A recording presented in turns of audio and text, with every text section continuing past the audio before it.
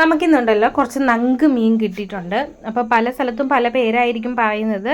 അപ്പം നമ്മുടെ നാട്ടിൽ നങ്കെന്നാണ് പറയുന്നത്. നന്നായിട്ട് കഴുകി വൃത്തിയാക്കി വെച്ചിട്ടുണ്ട്. ഇനി ഇത് കറി വയ്ക്കാനായിട്ട് ചട്ടി വെച്ച് ചൂടാകുമ്പോഴേക്കും വെളിച്ചെണ്ണ ഒഴിച്ച് കൊടുത്ത് ഉലുവ പൊട്ടിച്ചതിന് ശേഷം ഇഞ്ചി, വെളുത്തുള്ളി, ചെറിയ ഉള്ളി ഇത്രയും നന്നായിട്ടൊന്ന് ചതച്ചെടുക്കുക. എന്നിട്ട് അതിലേക്ക് വറ്റൽമുളകും കറിവേപ്പിലയും എരിവിനാവശ്യമെങ്കിൽ നിങ്ങൾക്ക് പച്ചമുളക് ചേർത്ത് കൊടുക്കാം. ഇത്രയും ഇട്ട് കൊടുത്തിട്ട് നന്നായിട്ടൊന്ന് മിക്സ് ചെയ്യുക. ഇനി ഇതൊന്ന് ബ്രൗൺ കളറായി വരുന്നത് വരെ ലോ ഫ്ലെയിമിൽ വെച്ചിട്ട് തന്നെ നന്നായിട്ടൊന്ന് മൂപ്പിച്ചിട്ടെടുക്കുക. അപ്പോൾ അത് ഇതുപോലെ ഇടയ്ക്ക് ഇളക്കി കൊടുക്കുകയും വേണം. ഇത് ഇങ്ങനെ ഒന്ന് മൂത്ത് വന്നതിന് ശേഷം ഇതിലേക്ക് ഇനി പൊടികൾ ചേർത്ത് കൊടുക്കാം. അതിനായിട്ട് മഞ്ഞൾപ്പൊടി ചേർത്ത് കൊടുക്കാം.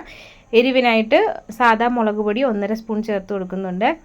കാശ്മീരി ചില്ലിയും ഒരു 1.5 സ്പൂൺ ചേർത്ത് കൊടുക്കാം. അതുപോലെ മല്ലിപ്പൊടി 1/2 സ്പൂൺ മാത്രം മതിയാവും. ഇനി ഇത് നന്നായിട്ട് തന്നെ ഒന്ന് മിക്സ് ചെയ്തിട്ട് എടുക്കുക.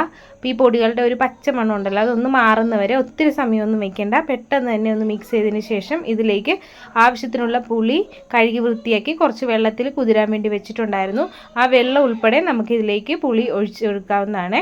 എന്നിട്ട് ഇനി ഇത് ഇളക്കി കൊടുക്കുക. അപ്പോൾ വളരെ കുറച്ച് വെള്ളം ഒഴിച്ച് ആദ്യം മിക്സ് ചെയ്യുക. അതിനുശേഷം വീണ്ടും വെള്ളം ഒഴിച്ച് വീണ്ടും നന്നായിട്ട് മിക്സ് ചെയ്യുക.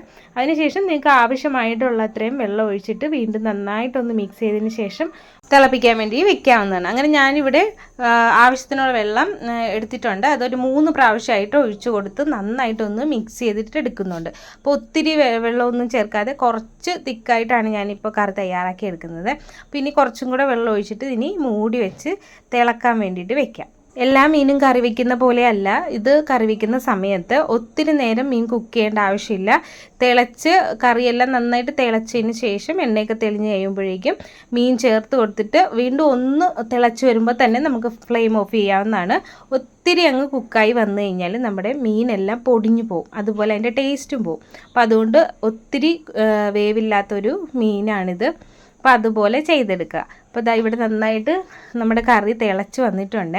അപ്പോൾ എണ്ണയ്ക്ക് ഒരുവിധം തെളിഞ്ഞ് ഉപ്പും പുളിയും എല്ലാം കറക്റ്റായെന്ന് നോക്കിയതിന് ശേഷം മാത്രം ഇതിലേക്ക് കഴുകി വൃത്തിയാക്കി വെച്ചിരിക്കുന്ന മീൻ ഒട്ടും തന്നെ വെള്ളമില്ലാതെ ഇതുപോലെ ഓരോന്നായിട്ട് ഇട്ട് കൊടുക്കുക. എന്നിട്ട് ഇതൊന്ന് ചുറ്റിച്ച് കൊടുക്കുകയേ ചെയ്യാവുള്ളൂ.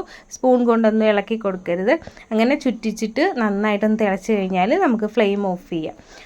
എന്നിട്ട് ഇത് മൂടി വെച്ചിട്ട് ഒരു അരമണിക്കൂറിന് ശേഷമാണ് ഞാൻ ഉപയോഗിച്ചിട്ടുണ്ടായിരുന്നത്. അപ്പോൾ വീണ്ടും നന്നായിട്ട് എണ്ണയൊക്കെ തെളിഞ്ഞ് നല്ല തിക്കായിട്ട് നമ്മുടെ നങ്കേറി ഇവിടെ റെഡിയായി വന്നിട്ടുണ്ട്. അടിപൊളി ടേസ്റ്റാണ്. എല്ലാവരും ഒന്ന് ട്രൈ ചെയ്ത് നോക്കുക. അപ്പം നമ്മുടെ വീഡിയോ ഇഷ്ടപ്പെട്ട് കഴിഞ്ഞാൽ ലൈക്ക് ചെയ്യുക, ഷെയർ ചെയ്യുക, കമൻറ്റ് ചെയ്യുക, സബ്സ്ക്രൈബ് ചെയ്യുക. Thank you for watching.